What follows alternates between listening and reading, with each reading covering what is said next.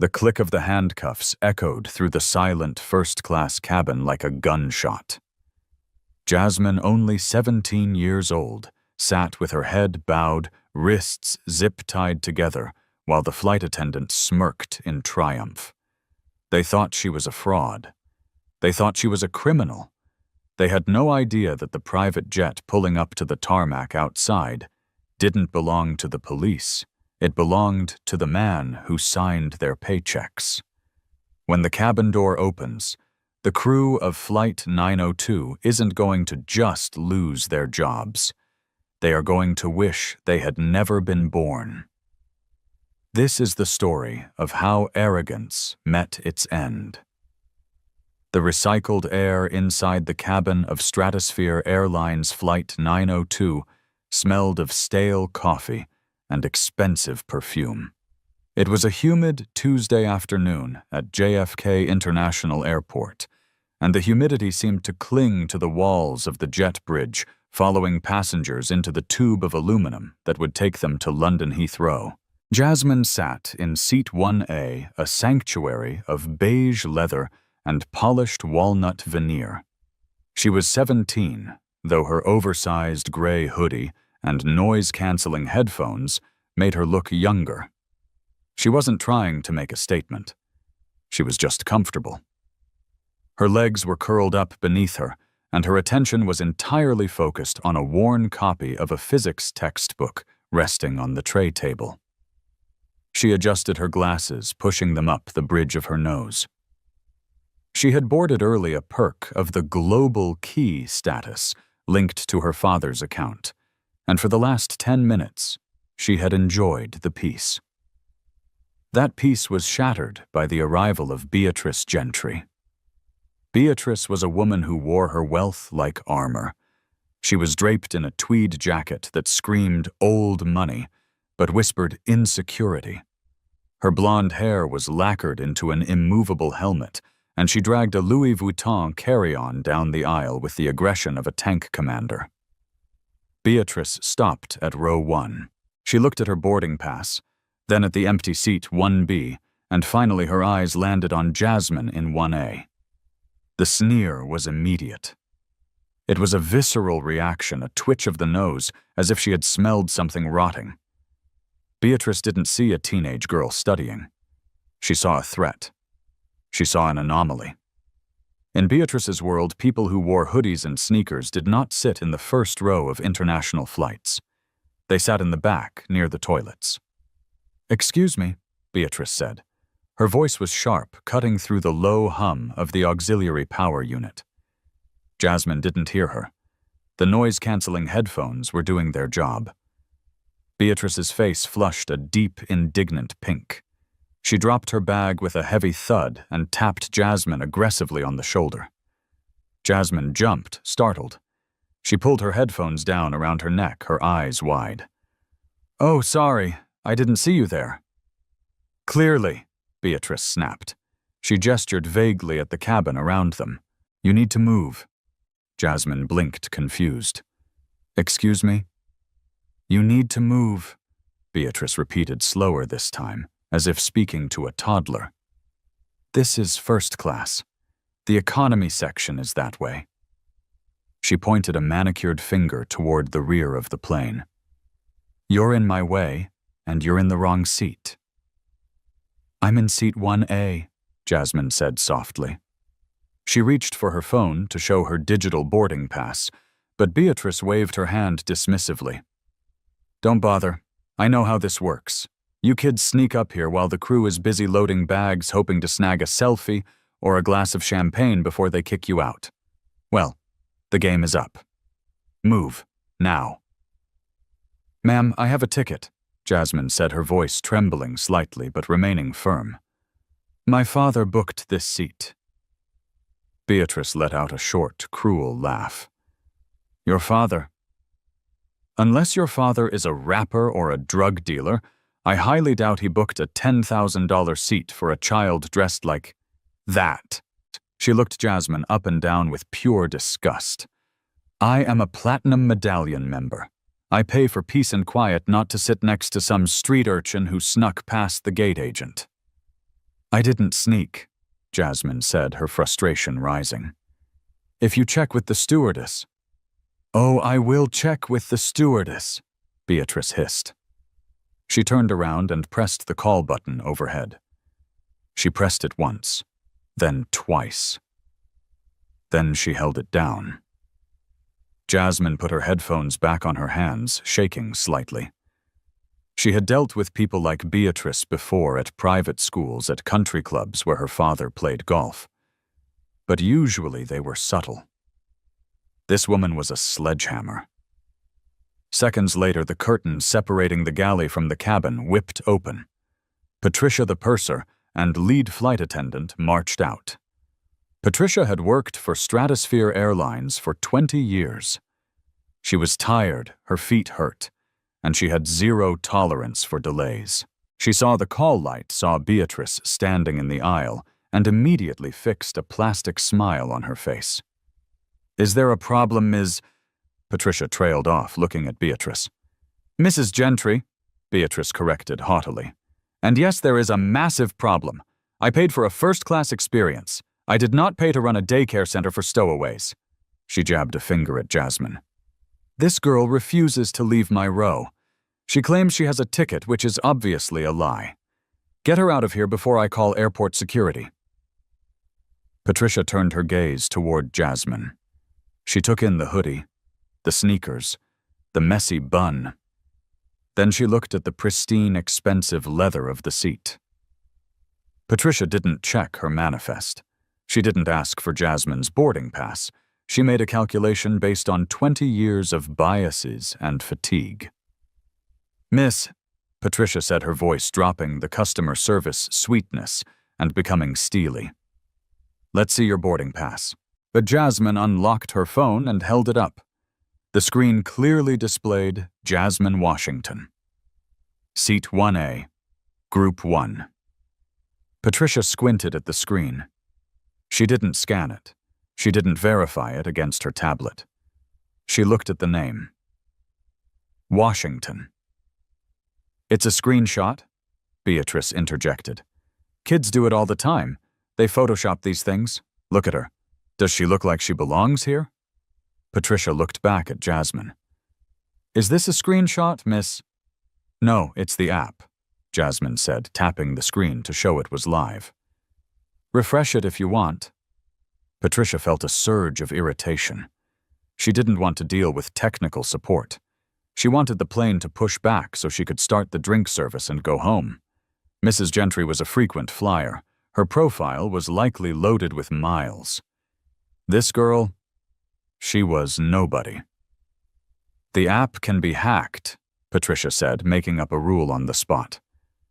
I need to see a physical ticket or a credit card that matches the booking. I don't have the physical ticket. I used the mobile pass, Jasmine stammered. And my dad booked it, so I don't have his credit card. Aha! Beatrice cried out, clapping her hands together. See Daddy's credit card. Or a stolen credit card. Probably stolen. Patricia's face hardened. Miss, if you cannot produce the credit card used for the transaction, I have to assume this is a fraudulent booking. You need to gather your things and exit the aircraft. What? Jasmine stood up, her textbook sliding off her lap. That's not a rule. I'm already boarded. You can check the manifest. My name is Jasmine Washington. Lower your voice, Patricia snapped. You are disturbing the other passengers.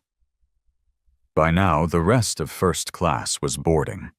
Businessmen in suits and influencers in designer tracksuits were filing in, watching the drama unfold. Jasmine felt the weight of their eyes. She felt the heat rising in her cheeks. I won't leave, Jasmine said, her voice shaking but stubborn. I haven't done anything wrong. Check the computer. Patricia stepped closer, invading Jasmine's personal space. I am the lead flight attendant on this aircraft. When I give you an instruction, it is a federal requirement that you comply. I am telling you to leave this seat and exit the plane. If you do not, I will have you removed. Call the pilot, Jasmine said, or call the gate agent. I don't have time for this, Patricia muttered. She turned to Beatrice. "I'm terribly sorry, Mrs. Gentry. We'll handle this immediately." Patricia turned on her heel and marched toward the cockpit. She wasn't going to check the manifest. She was going to get the muscle. The cockpit door was open. Captain Rogers was running through the pre-flight checklist with his co-pilot, a young man named Davis. Rogers was a man who preferred the path of least resistance. He liked smooth flights, strong coffee, and minimal interaction with passengers. "Captain," Patricia said, leaning into the cockpit, "we have a situation in 1A. Rogers sighed, not looking up from the instrument panel. "What is it, Patricia? Drunk passenger already." "Squatter," Patricia said. "Teenage girl, refuses to leave, claims her daddy bought the ticket but can't produce the credit card. Mrs. Gentry Platinum Medallion is furious.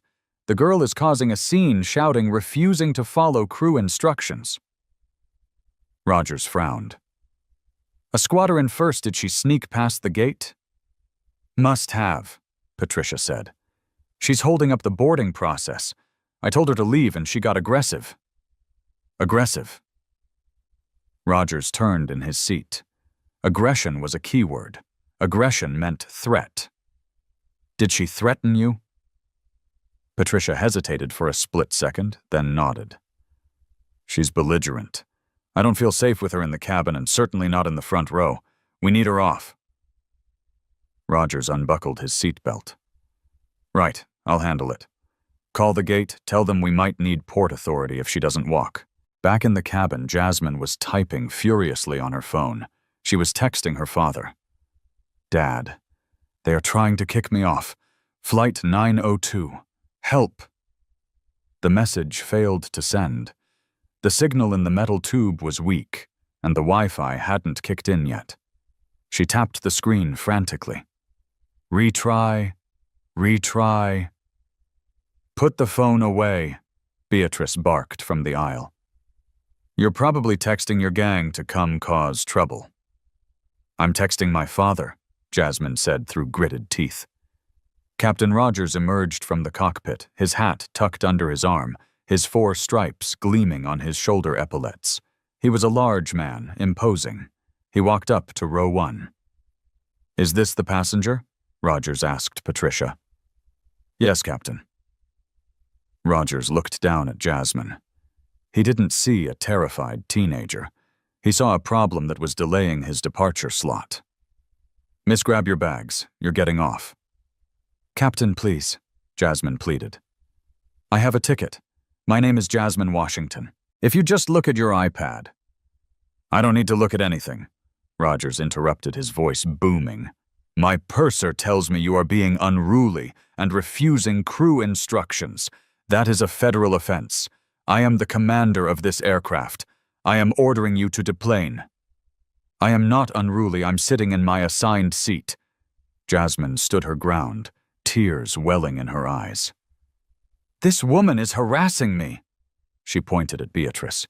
"Don't you dare point at me," Beatrice shrieked. "She's violent. She's unstable." Rogers saw the situation spiraling. He made a choice. "That's it.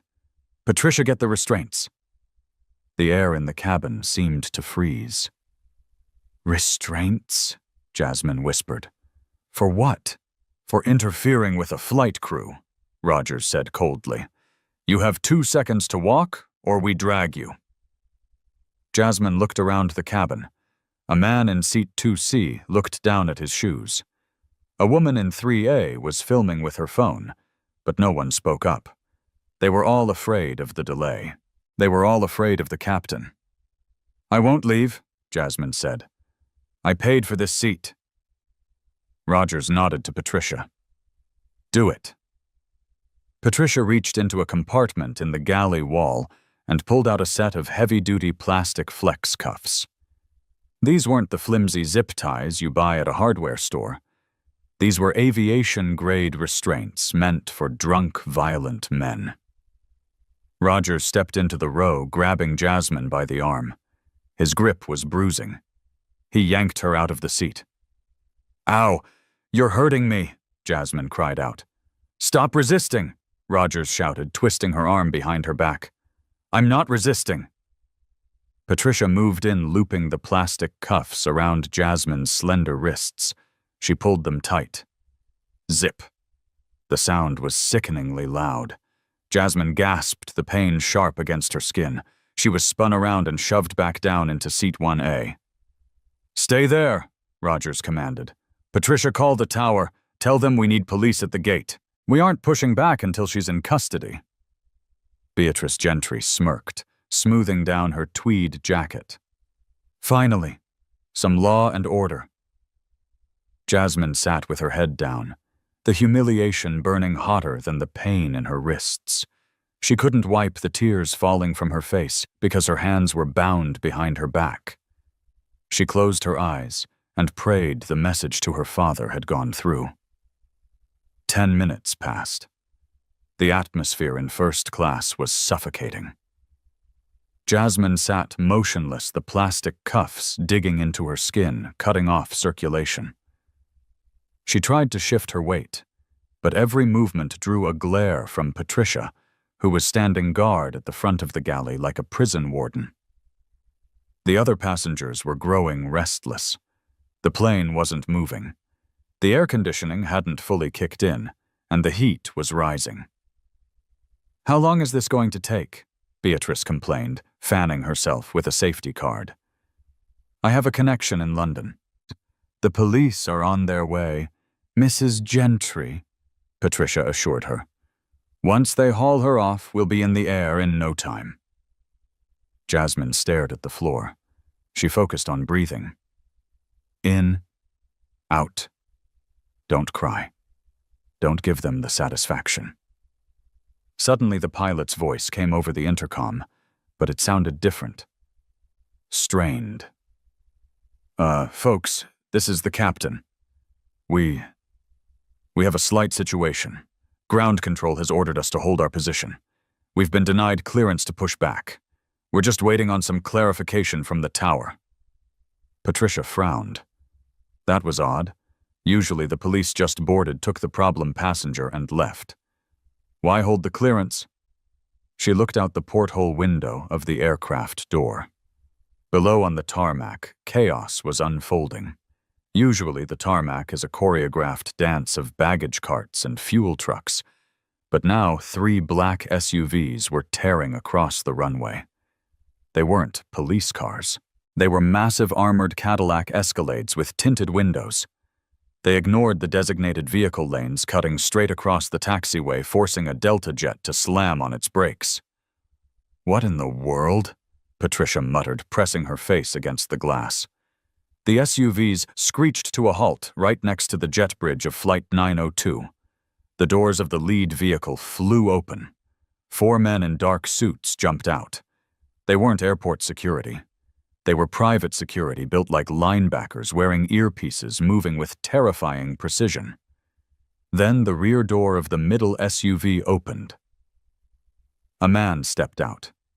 He was tall, impeccably dressed in a bespoke charcoal suit. He wore sunglasses even though the sky was overcast. He didn't run. He walked with a stride that suggested he owned the ground beneath his feet. It was David Washington. Patricia gasped. She didn't recognize him immediately as Jasmine's father, but she recognized the aura of absolute power. Up in the cockpit, Captain Rogers was shouting into his radio. "Tower, what is going on? There are unauthorized vehicles surrounding my aircraft." "Flight 902, hold your position." The tower controller's voice crackled, sounding unusually nervous. "Do not repeat. Do not attempt to move. You have been flagged by the Port Authority and the FAA. Cut your engines immediately." "Cut my engines for a passenger dispute." Rogers was baffled. Back in the cabin, the sound of heavy footsteps thundered down the jet bridge. Patricia backed away from the door. "Captain," she yelled toward the cockpit, "someone is coming on board." "Lock the door," Rogers shouted, scrambling out of his seat. But it was too late. The aircraft door was still open to the jet bridge. Two of the security guards stepped through the doorway first. They didn't look at Patricia. They didn't look at the passengers. They scanned the room, identifying threats. "Clear," one of them said. David Washington stepped onto the plane. The temperature in the cabin seemed to drop 20 degrees. He took off his sunglasses slowly. His eyes were cold hard and scanning the room with the precision of a predator. "Sir, you cannot be on here," Patricia squeaked, her voice trembling. "This is a federal—" David ignored her completely. He didn't even blink in her direction. His eyes locked onto seat 1A. He saw his daughter. He saw the tears on her face. And then he saw the plastic handcuffs binding her wrists behind her back. The silence that followed was heavy enough to crush lungs. David walked over to Jasmine. He knelt down, his expensive suit trousers touching the dirty airline carpet. His voice when he spoke was incredibly soft, which made it all the more terrifying. "Jasmine, Daddy," she choked out, the dam finally breaking. "They hurt me. They said I stole the ticket." David's jaw tightened. A muscle feathered in his cheek. He looked at the plastic cuffs. Then he stood up. He turned to face the cabin. He didn't shout. He didn't scream. He looked at Patricia, then at the cockpit, where Captain Rogers was just emerging, red-faced and angry. "Who?" David asked, his voice low and vibrating with a deadly calm. "Put these on my daughter." "Sir, get off my plane," Rogers barked, trying to regain control. "I am the captain." "I didn't ask who you are," David interrupted. He took a step toward Rogers. The security guards shifted, ready to intercept, but David held up a hand. "I asked, who put handcuffs on my child?" "I did," Rogers said, puffing out his chest. "She was unruly. She refused to leave the aircraft. Now you and your goons need to leave before I have you arrested for hijacking." David looked at Rogers. He looked at him with a mix of pity and disgust. "Captain," David said, pulling a phone from his pocket. "Do you know who owns the leasing agreement for this specific Boeing 777? "What?" Rogers blinked. "Stratosphere Airlines owns it." "No," David said. "Stratosphere leases it from Washington Capital Holdings." Rogers went pale. David tapped his phone screen. "And do you know who is currently in the final stages of acquiring a 51% controlling stake in Stratosphere Airlines to save it from bankruptcy?" Patricia put a hand over her mouth. She knew the rumors. The merger. The savior investor. "Mr. Washington," Patricia whispered. David held the phone up to his ear. "Speaker," he said to the person on the other end.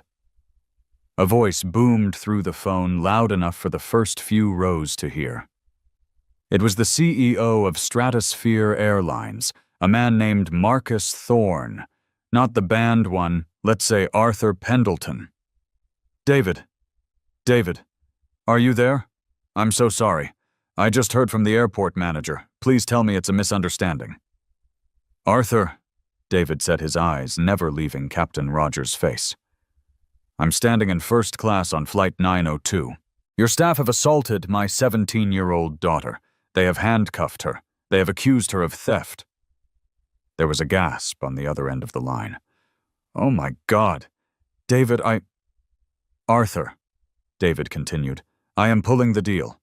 The merger is dead, and I am calling the leasing note on this aircraft, effective immediately." "Sir, wait," Rogers stammered. "And Arthur," David added, "I want the names of this crew, and the name of the passenger who initiated this." David pointed a finger at Beatrice Gentry. Beatrice, who had been enjoying the show, suddenly felt the blood drain from her face. She shrank back into her seat, pulling her tweed jacket tighter. "They are all fired." "David." Arthur's voice screamed through the phone. "Everyone involved. Just please don't kill the deal. You'll bankrupt the airline." You should have thought about that before you hired people who handcuff children, David said. He hung up. He turned to his security guard. Cut her loose, now. One of the guards pulled out a tactical knife and sliced the plastic cuffs off Jasmine's wrists. She rubbed her skin, wincing. There were deep red welts. David looked at the marks. He looked at Captain Rogers. You're going to want a lawyer, Captain, David said softly. A very expensive one. The silence in the cabin of Flight 902 was no longer the silence of anticipation. It was the silence of a tomb. The air conditioning hummed, sounding like a distant siren. David Washington stood in the aisle, his presence filling the space in a way that made the first-class cabin feel claustrophobic. He wasn't yelling. He wasn't throwing things. He was simply standing there inspecting the red, angry welts on his daughter's wrists, with the clinical detachment of a coroner examining a body. Does it hurt to move your fingers? David asked, his voice as gentle, contrasting sharply with the terrifying aura he projected toward the crew. A little, Jasmine sniffled, rubbing her wrists. My shoulder feels weird. He pulled me really hard. David's eyes flicked to Captain Rogers. The captain, a man who had spent 30 years commanding metal birds in the sky, was currently sweating through his white uniform shirt. He looked at the open cabin door, praying for the police to arrive. He needed an authority figure that wasn't this man. She was resisting. Rogers blurted out the words, tasting like ash in his mouth. I followed protocol. Section 4, paragraph 2 of the... Stop talking, David said. He didn't look up from Jasmine's arm. Every word you speak is another 0 on the settlement check. At that moment, the thud of heavy boots echoed from the jet bridge. Port Authority Police, a voice bellowed. Captain Rogers let out a breath of relief. Here we are in here, he shouted, stepping forward, regaining a shred of his confidence. Officers, remove these men. They have boarded my aircraft illegally and are threatening my crew. 3 police officers squeezed through the door, hands resting near their holsters. The lead officer, Sergeant Miller, looked around the cramped space. He saw the crying teenager, the terrified flight attendant, the sweating pilot, and the wall of private security guards. And then he saw David Washington. Sergeant Miller paused. He didn't reach for his gun. He reached up and adjusted his cap, his posture straightening instinctively. Miller knew the face. Everyone in New York, finance or high-stakes business, knew the face. But more importantly, Miller had worked a detail for a charity gala 2 months ago where David Washington had donated $5 million in a single check. Mr. Washington. Sergeant Miller asked, his tone confused. Sergeant, David acknowledged with a curt nod. Officer, arrest him, Rogers demanded, pointing a shaking finger at David. He breached security. He drove vehicles onto the tarmac. Sergeant Miller looked at Rogers, then back at David. Sir, is that true? My daughter texted me that she was being assaulted, David said calmly. I came to stop it. As it turns out, I was just in time. The man pointing his finger at me, and that woman standing in the galley. He gestured to Patricia, forcibly dragged my minor daughter from her assigned seat and zip-tied her wrists behind her back without cause. She was squatting, Beatrice Gentry shrieked from seat 1C. She couldn't help herself. The silence was driving her mad, and she felt the need to defend her narrative. She didn't have a ticket. David turned his head slowly to look at Beatrice. Jasmine, he said, show the sergeant your phone. Jasmine picked up her phone with trembling hands. She unlocked it and held it out to Sergeant Miller. Miller squinted at the screen. Jasmine Washington, seat 1A, confirmed, boarded. Miller looked at Patricia. Did you check the manifest, ma'am? Patricia looked like she was about to faint. She gripped the galley counter for support. The system was slow. And Mrs. Gentry was so insistent.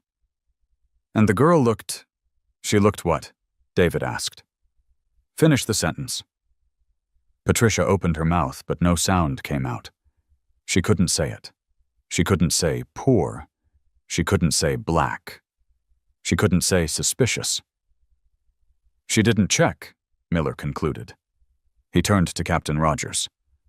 Captain, did you verify the passenger's status before you laid hands on her? I relied on my purser's assessment, Rogers stammered. I have a schedule to keep. We were delayed. So you assaulted a minor based on a guess, Miller said. His demeanor shifted. He wasn't there to save the captain anymore. He was there to enforce the law. Captain Rogers, turn around and place your hands behind your back.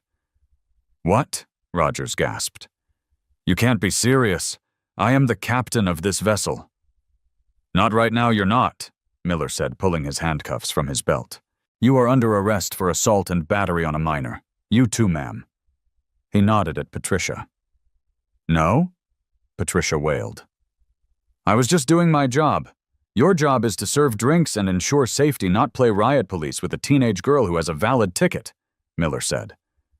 As the officers moved to cuff the crew, the reality of the situation crashed down on the first-class cabin. The other passengers were dead silent phones, out recording everything. Beatrice Gentry stood up, grabbing her Louis Vuitton bag. Well, this is a disaster. I am getting off. I will not fly with criminals. She tried to push past the security guards to get to the door. Ms. Gentry, is it? David's voice stopped her dead in her tracks. Beatrice froze. She turned, forcing a tight, nervous smile. Look, Mr. Washington, obviously there was a mistake. I was just concerned about safety. You know how it is these days. If I had known she was your daughter. If she was anyone else's daughter, would it have been okay? David asked. Beatrice blinked. Well, I mean, rules are rules. Officer Miller, David said, I'd like to press charges against this woman as well. Harassment, inciting an assault, and I believe she interfered with a flight crew by demanding they remove a passenger. That's ridiculous, Beatrice scoffed. My husband is the vice president of Gentry Motors. You can't arrest me. I'm not arresting you, ma'am, Miller said, looking at her with disdain. But you are detained as a material witness and a suspect in the assault. You aren't going anywhere. My lawyers will hear about this, Beatrice screamed. David smiled. It was a shark's smile. I hope they do. I really hope they do. Because my lawyers are already here. He gestured to the jet bridge. A team of 6 people in sharp suits carrying briefcases walked onto the plane. They moved in a formation that suggested they build by the second. Daddy, Jasmine whispered. Can we go? Yes, sweetheart, David said, wrapping an arm around her. We're going. But not on this plane. This plane isn't going anywhere. He looked at the new flight crew standing by the cockpit, confused and terrified. Nobody flies Stratosphere today, David announced to the cabin. Everybody off. The scene inside the private VIP terminal of JFK was chaotic, but it was a controlled chaos, orchestrated entirely by David Washington. While Jasmine was examined by a private concierge doctor in a quiet suite, David stood in the main lounge. The room was sleek, filled with modern art and open bars, usually a place of relaxation. Now, it was a war room. David's legal team, led by a ruthless litigator named Eleanor Vance.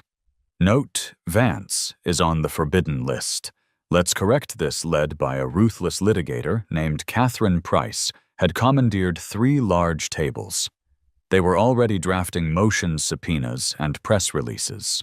The double doors to the lounge burst open. Arthur Pendleton, the CEO of Stratosphere Airlines, rushed in. He looked like a man who had run a marathon in a suit. His tie was askew, his face flushed. Behind him trailed a small army of nervous assistants. David, Arthur shouted, spotting Washington near the window. David, please. David turned slowly, holding a glass of sparkling water. Arthur, you made good time from Manhattan. Helicopter. David, we have to stop this. Arthur pleaded, stopping a few feet away. He was out of breath. The news is already leaking. Billionaire's daughter handcuffed. My stock price has dropped 4% in the last 20 minutes. 4%. It should be lower, David said calmly. Give it an hour. You can't pull the merger, Arthur begged. We have a signed letter of intent. And there is a clause in that letter regarding reputational damage and gross negligence, Catherine Price said, stepping up beside David. She slapped a folder onto the table. Section 12, subsection C. Your employees assaulted the daughter of the acquiring party. That is the definition of gross negligence. Arthur wiped sweat from his forehead. We fired them. Rogers is gone. Patricia is gone. We issued a public apology. We'll give Jasmine free flights for life. We'll name a plane after her. David laughed. It was a dry, humorless sound. Free flights, Arthur. I own 3 Gulf Streams.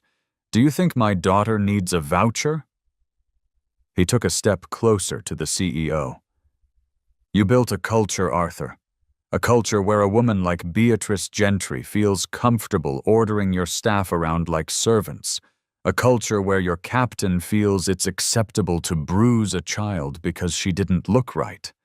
You didn't just hire bad apples. You built the orchard. I'll change it, Arthur promised. I'll implement diversity training mandatory next week. Too late, David said. I'm not just pulling the merger, Arthur. I'm shorting the stock. Arthur's eyes went wide. You can't.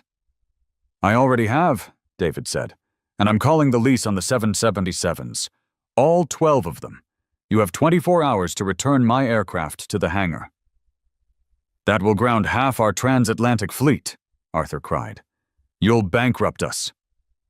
Then you better start looking for a new job, David said coldly. Just then there was a commotion at the lounge entrance. Beatrice Gentry was being escorted in by 2 police officers. She wasn't in handcuffs yet, but she looked disheveled. She saw Arthur and David and decided to try one last Hail Mary. Arthur, Beatrice called out. She knew the CEO from various charity balls. Arthur, tell this man who I am.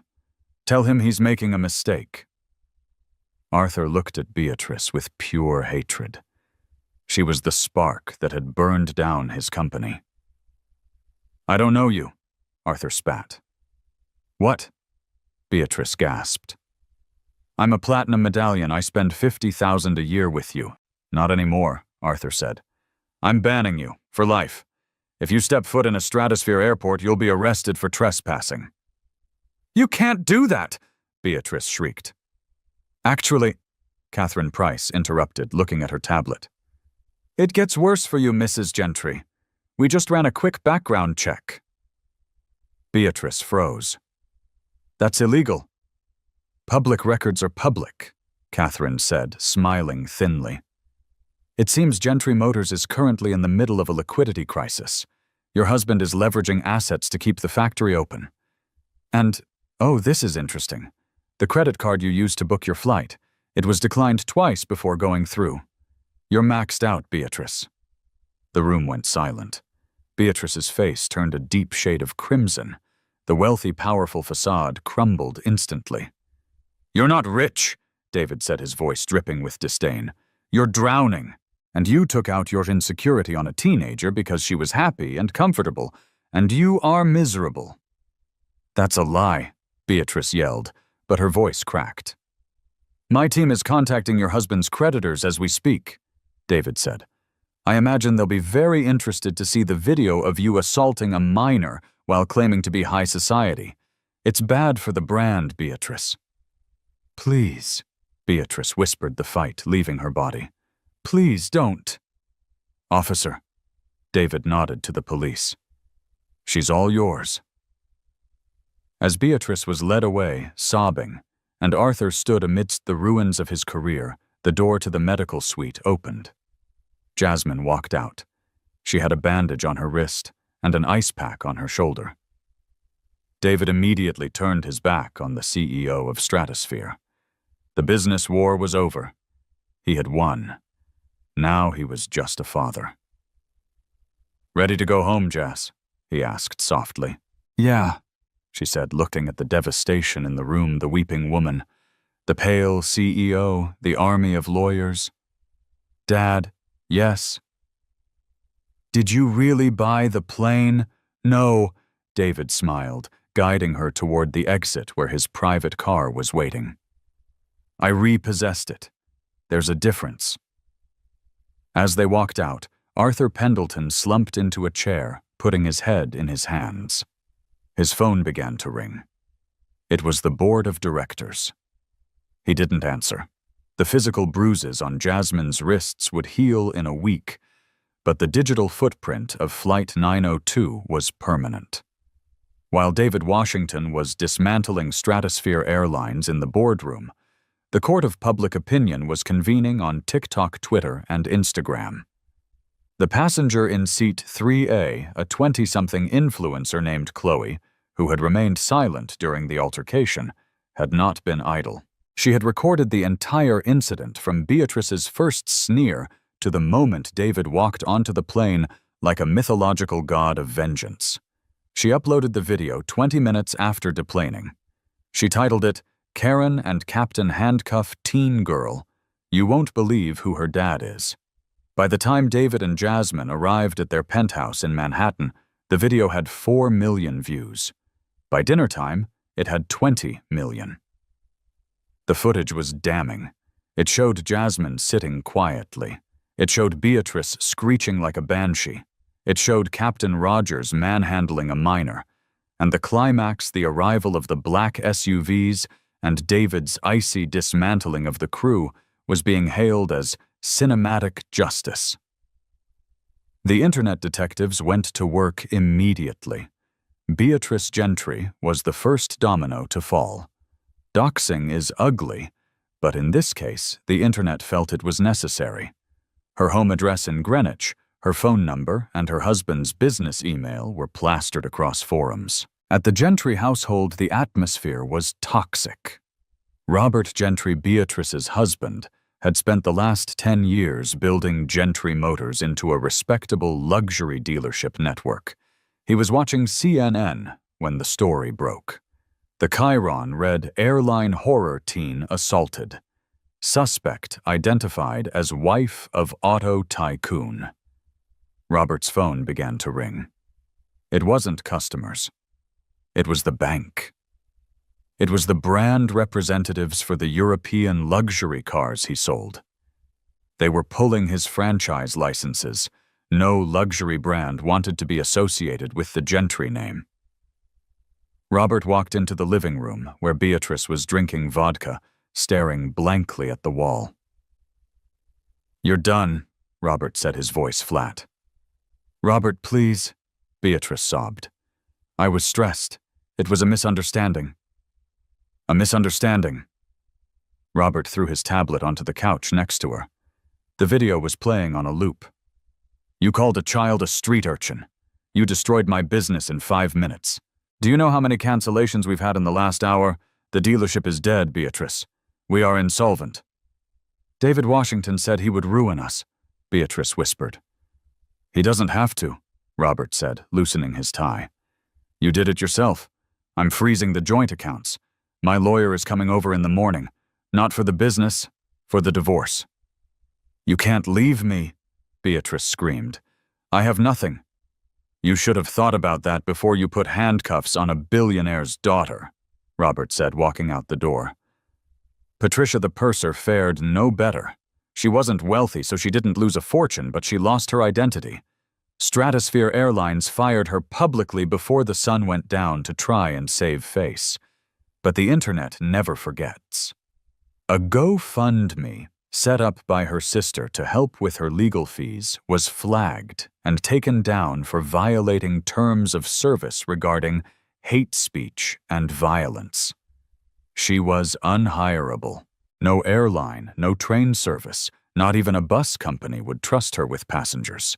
She shut the blinds of her small apartment and unplugged her router, terrified to face the world she had judged so harshly. Captain Rogers faced the most immediate professional guillotine. The FAA, Federal Aviation Administration, doesn't joke around. An emergency suspension of his pilot's certificate was issued, pending an investigation. But it wasn't just the assault. The investigation revealed that Rogers had failed to follow 3 separate pre-flight protocols because he was too busy trying to appease a VIP passenger. He wasn't just a bully, he was a negligent pilot. His career spanning 30 years ended not with a water cannon salute, but with a registered letter telling him he was permanently grounded. And then there was Stratosphere Airlines. The stock market is a game of confidence, and confidence in Stratosphere had evaporated. With David Washington shorting the stock and calling back the leases on their flagship aircraft, the company went into a tailspin. Arthur Pendleton, the CEO, went on live TV to try and stem the bleeding. He sat across from a primetime news anchor, looking haggard. "We are deeply sorry," Arthur stammered. "This does not reflect our values." "Mr. Pendleton," the anchor cut in, "reports indicate that your airline has had 12 similar complaints of racial profiling in the last year, all of which were ignored by your office. Did it take David Washington's bank account to make you care?" Arthur opened his mouth, but no words came out. The silence was broadcast to millions. David Washington watched the interview from his study, sipping a scotch. Jasmine sat nearby, reading comments on the video. "Dad," she asked. "Yeah, people are calling you Batman." David chuckled. "I prefer Dad." "They're saying you bought the airline just to destroy it." "I didn't buy it to destroy it, Jasmine," David corrected gently. "I bought the debt. The destruction is just a side effect of their incompetence." 6 months had passed since the incident on Flight 902, but inside the federal courthouse in the Southern District of New York, the air still felt heavy with the ghosts of that day. The courtroom was packed to capacity, a sea of reporters, legal analysts, and curious onlookers, all waiting for the final act of a drama that had captivated the nation. Jasmine Washington sat in the front row, her posture straight, her hands folded calmly in her lap. She looked nothing like the terrified girl who had been dragged from her seat half a year ago. The oversized gray hoodie was gone, replaced by a tailored navy blazer and a blouse. She wore her glasses not as a shield, but as a statement. She wasn't a victim anymore. She was the witness who had stared down a billion-dollar corporation and refused to blink. Across the aisle, the defense table looked like a portrait of defeat. Beatrice Gentry sat on the edge of her chair, looking unrecognizable. The formidable socialite who had once wielded her platinum medallion status like a weapon was gone. In her place sat a woman who looked 10 years older. Her blonde hair, once lacquered into a perfect helmet, was now pulled back in a messy bun, revealing inches of untreated gray roots. She wore a cheap, ill-fitting suit from a department store rack, a stark reminder that her husband had frozen her assets and filed for divorce weeks after the incident went viral. She stared at the table, refusing to meet anyone's eyes. Next to her sat Captain Rogers. He didn't look broken. He looked seething. His face was a permanent shade of blotchy red, and he kept whispering furiously to his court-appointed attorney. He still believed he was the victim, a captain who had simply been trying to keep his schedule undone by what he called political correctness. Catherine Price. David Washington's lead attorney stood up to deliver the closing argument. She walked to the center of the room, commanding the space with a quiet, terrifying grace. She didn't shout. She didn't pace frantically. She simply looked at the jury, making eye contact with every single member. "Ladies and gentlemen," Catherine began, her voice echoing in the silent room. "The defense has spent the last 3 weeks talking about protocols and misunderstandings. They want you to believe that this was a chaotic situation where mistakes were made on both sides." She paused, walking over to the exhibit table, where the heavy-duty plastic flex cuffs lay inside an evidence bag. She picked the bag up, letting it dangle from her fingers. "But we know the truth. Beatrice Gentry didn't see a student reading a physics textbook. She didn't see a young woman preparing for her future. She saw a color, and because of that color, she decided that Jasmine Washington did not belong in the seat she had paid for." Catherine dropped the bag back onto the table. The plastic clattered loudly. "And Captain Rogers. He didn't check a manifest. He didn't verify a ticket. He chose to humiliate a minor because it was easier than challenging a wealthy woman's bias.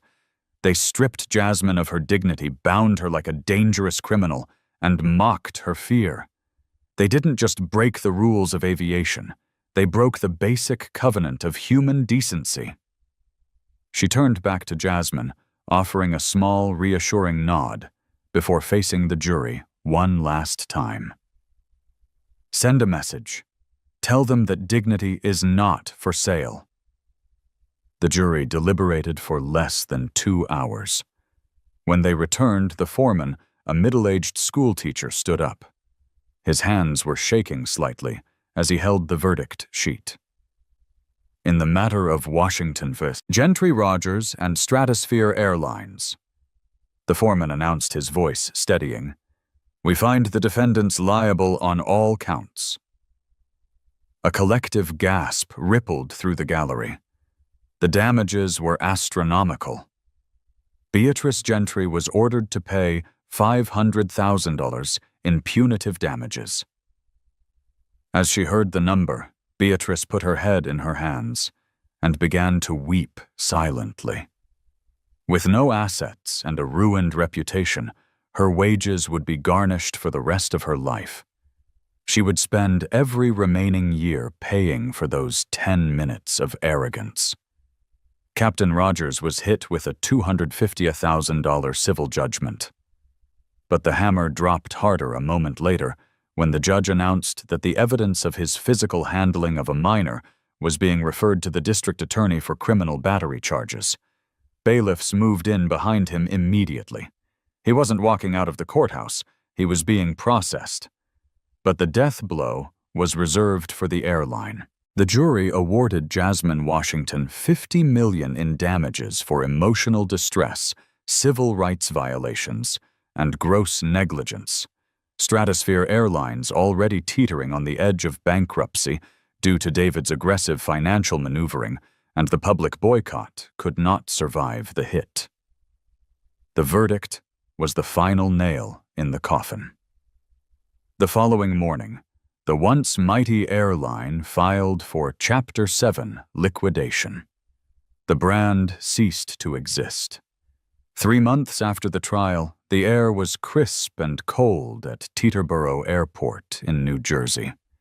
The sun was setting, painting the horizon in bruised shades of purple and gold.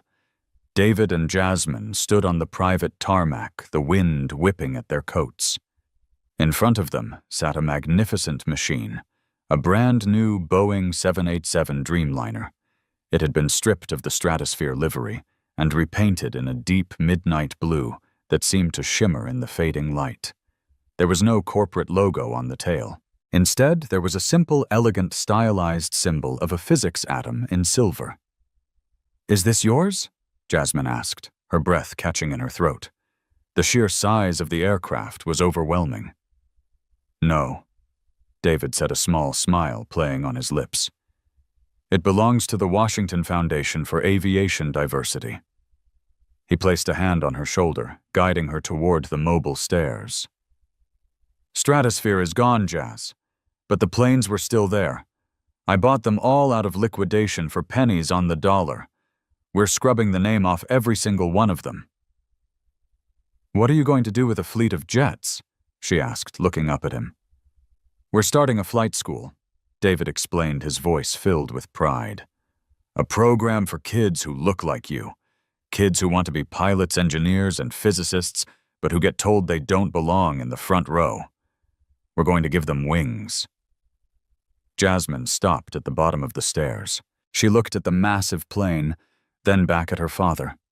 She thought about the pain of that day, the humiliation of the handcuffs, and the long, exhausting legal battle. "You turned a lawsuit into an airline?" she asked, incredulous. "I turned a bad day into a future," David corrected gently. He reached into his pocket and pulled out a set of keys, symbolic but heavy with meaning. "You're the first honorary board member. You decide who gets the first round of scholarships." Jasmine took the keys. She felt the cold metal against her palm. She thought of Beatrice Gentry, likely working a lonely retail shift somewhere bitter and forgotten. She thought of Captain Rogers awaiting trial in a cell. And then she looked at the atom symbol on the tail of the jet. A genuine smile broke across her face. "Let's fly," Jasmine said. They walked up the stairs together, side by side. This time, nobody asked for her ticket. This time, nobody told her to move to the back. This time, she wasn't just a passenger. She belonged in the cockpit. And that is how the arrogance of a few destroyed the lives of many, and how one father's love turned a nightmare into a legacy. Beatrice Gentry and the crew of Flight 902 thought they were powerful because they could bully a teenager in a hoodie. They learned the hard way that true power isn't about how loud you scream or where you sit on a plane. It's about character integrity and knowing when you've messed with the wrong family. Jasmine Washington didn't just get her seat back, she got the whole airline. It's a reminder to treat every single person with respect, because you never know who they are or who is coming to pick them up. If you enjoyed this story of instant karma and justice, please smash that like button. It really helps the channel grow. Don't forget to subscribe and hit the notification bell so you never miss a story. Share this video with someone who needs a reminder that karma is always watching. Thanks for watching, and see you in the next one.